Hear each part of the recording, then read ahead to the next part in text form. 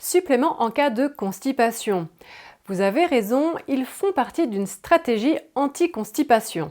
Avant de rentrer dans le vif du sujet, je vous mets en barre d'informations une vidéo sur les problématiques et les causes de la constipation. En effet, sans trouver la raison, l'origine de votre constipation, difficile de mettre un plan d'action totalement efficace. Dans tous les cas, voici mes 10 conseils, actions à mettre en place dès maintenant. Premier conseil, limitez au maximum les aliments raffinés. Pain blanc, frites, pizza, pâtes, gâteaux. Il y a peu de fibres à l'intérieur de ces aliments et les fibres sont essentielles pour augmenter la mobilité de vos intestins, que nous appelons le péristaltisme. Donc, intégrez des fibres par les céréales complètes, les légumes, les graines de lin, chia par exemple.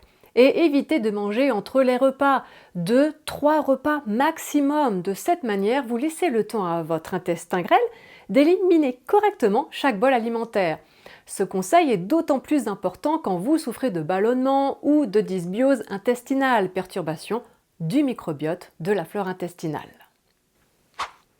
Deuxième conseil, faire une marche active à environ 6 km/h minimum par jour pendant 30 minutes, idéalement le matin.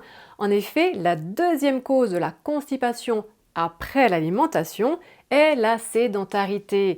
Se bouger est essentiel. L'exercice cardiovasculaire comme la marche active permet d'activer le péristaltisme, donc la mobilité de vos intestins, et permet aussi le développement des bonnes bactéries dans votre microbiote. La marche a tout bon. Troisième conseil, respectez le rythme circadien qui est en quelque sorte l'horloge interne du corps humain. Il s'agit d'un rythme biologique intégré prenant la forme d'un cycle d'environ 24 heures et régissant certains processus physiologiques comme le sommeil et l'alimentation. Pour optimiser votre rythme circadien, ayez des horaires réguliers pour manger et dormir. Si vous avez un travail ou un horaire qui perturbe votre rythme circadien, en vous obligeant par exemple à demeurer éveillé la nuit et à dormir le jour, cela peut avoir des répercussions physiques négatives et accroître votre risque de problèmes de santé. Je vous mets un lien en barre d'infos afin d'optimiser votre rythme circadien. Quatrième conseil, buvez 1,5 litre d'eau par jour minimum et évitez de boire trop de café ou de boissons avec de la caféine. Attention, je ne vous dis pas d'arrêter le café. J'adore moi-même avoir mon café en fin de matinée, non. Mais soyez conscient que les boissons contenant de la caféine font perdre de l'eau. Et quand vous êtes déshydraté, votre corps compense cette déshydratation en prenant l'eau de vos excréments dans le côlon. Et donc vos selles peuvent être très dures à excréter par la suite. Donc, pour bien commencer la journée, je vous propose déjà de boire un verre d'eau tiède par exemple. Cinquième conseil, déterminez vos intolérances alimentaires, gluten, lactose. Cela peut provoquer une perturbation du microbiote et mener à la constipation. Afin de savoir si vous souffrez d'intolérance, arrêtez la consommation de produits laitiers et d'aliments contenant du gluten pendant 2 semaines. Voyez si vous vous sentez mieux et si c'est le cas, eh bien je vous suggère de les éliminer pendant une période de 6 semaines et de les réintégrer petit à petit. De cette manière, vous allez découvrir votre seuil de tolérance et la quantité qui vous convient à vous. Sixième conseil, intégrer du magnésium de citrate. Il est excellent pour accélérer le transit en douceur, est alcalinisant. Commencez par 500 mg le soir avant de dormir chaque soir. Et ensuite, vous adapterez le dosage en fonction des selles. Si cela devient trop mou, diminuez le dosage. En tout cas, vous ne risquez pas de créer une dépendance. Le citrate de magnésium ne va pas rendre vos intestins paresseux. En plus, le magnésium peut vous permettre d'avoir un meilleur sommeil. Il aide aussi contre l'anxiété, contre les maux de tête, migraines.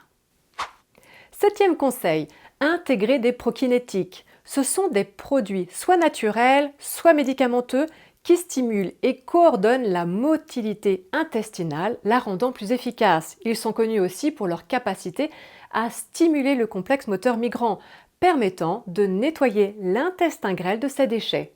Certains prokinétiques ont la capacité d'améliorer le transit intestinal et peuvent être utilisés par exemple lors de constipation ou de diarrhée. Les prokinetiques ne sont pas des laxatifs. Parmi les produits naturels, nous trouvons l'Iberogast Advance, un produit qui combine des herbes sous forme liquide avec des effets multiples au niveau gastro-intestinal. Une majorité des herbes utilisées sont adaptogènes, ce qui veut dire que ce produit peut être utilisé autant dans les diarrhées que lors de constipation. Posologie, 20 à 30 gouttes avec les repas 2 à 3 fois par jour. En cas de SIBO, je conseille souvent de monter à 60 gouttes au coucher. Deuxième prokinétique naturel, le gingembre. Il agit sur la partie haute du système digestif. Il protège la muqueuse de l'estomac par un effet anti-inflammatoire et antioxydant. Le dosage varie selon l'utilisation que l'on veut en faire. Par contre, certaines personnes peuvent avoir des sensations de brûlure, donc attention si vous souffrez de reflux gastro-œsophagien. Le dosage conseillé du gingembre est entre 1000 à 2000 mg par jour au coucher. Vous trouverez en barre d'informations un lien à un article mentionnant les noms de certains produits que je vous suggère. Huitième conseil, intégrer des enzymes afin d'améliorer votre digestion. Une capsule avec votre repas va vous aider à optimiser la décomposition des graisses, des glucides et des protéines. De cette manière, on s'assure d'une bonne digestion et de faire en sorte que votre bol alimentaire soit bien stérilisé lorsqu'il arrive dans l'intestin grêle. Car si déjà au niveau de l'estomac, vous digérez mal, eh bien vous risquez de développer une dysbiose, perturbation du microbiote de la flore intestinale par la suite. Neuvième conseil, vous pouvez intégrer des gélules d'aloe vera avant de vous coucher. Cela aussi peut aider le péristaltisme, la motilité de l'intestin. Dixième conseil, intégrer du kéfir dans votre alimentation. 250 ml par jour, du kéfir de lait ou du kéfir de fruits pour les intolérants au lactose. Le kéfir est une boisson fermentée originaire du Caucase et aujourd'hui devenue très populaire grâce à ses effets positifs sur la santé de l'organisme. Le kéfir de lait est liquide, blanc et crémeux. Son goût acide et sa texture rappellent un peu le lait battu. Le kéfir de fruits, quant à lui, ressemble à du thé glacé acidulé auquel on aurait ajouté du gaz carbonique. Le kéfir, réputé pour ses vertus probiotiques, améliore le transit intestinal. Alors nous avons vu mes 10 conseils à appliquer en cas de constipation. Par contre, si malgré ceci, vous avez encore des ballonnements, des gaz, des selles encore irrégulières, eh bien alors là vous allez devoir vous faire accompagner. Personnellement, au cabinet, je propose des séances individuelles par Zoom afin d'être plus réactive pour vous donner des conseils.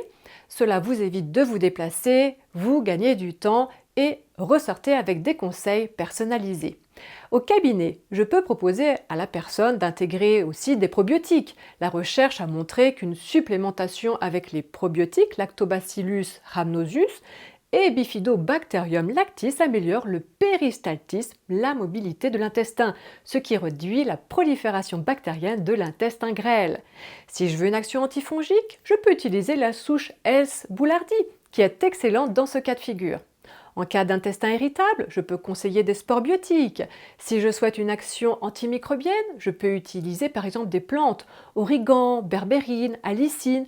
En fait, tout va dépendre de vous, votre problématique. Et celle-ci est différente d'une personne à une autre. C'est pour cela que pour commencer, je vous conseille de suivre les conseils numéro 1 à 10, car déjà vous allez voir une nette amélioration.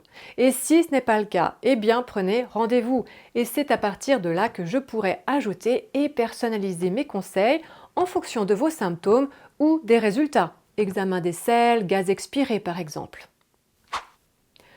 Une autre chose qui pourra être intégrée, ce sont des fibres comme d'acacia ou de gomme de goire partiellement hydrolysées. Elles sont très douces, idéales en cas d'intestin irritable. En cas de manque de bonnes bactéries, comme les lactobacilles ou bifidobactéries, je vais proposer d'autres fibres. Par contre, si vous souffrez de constipation, cela peut augmenter les inconforts, ballonnements, gaz. Donc, dans un premier temps, il faut faire attention à réguler la problématique de constipation avec l'ensemble des conseils de 1 à 10 et ensuite adapter les conseils. Quand devriez-vous consulter votre docteur?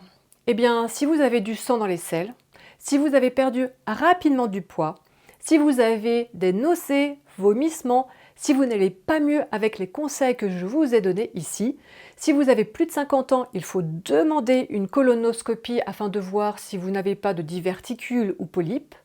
La plupart des polypes du côlon sont inoffensifs. Mais avec le temps, certains polypes du côlon peuvent se transformer en cancer du côlon.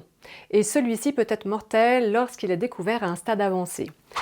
Voilà, cette vidéo touche à sa fin, j'espère que vous aurez appris des choses. Si c'est le cas, eh bien merci de liker celle-ci. Je vous dis à très bientôt et prenez soin de vous.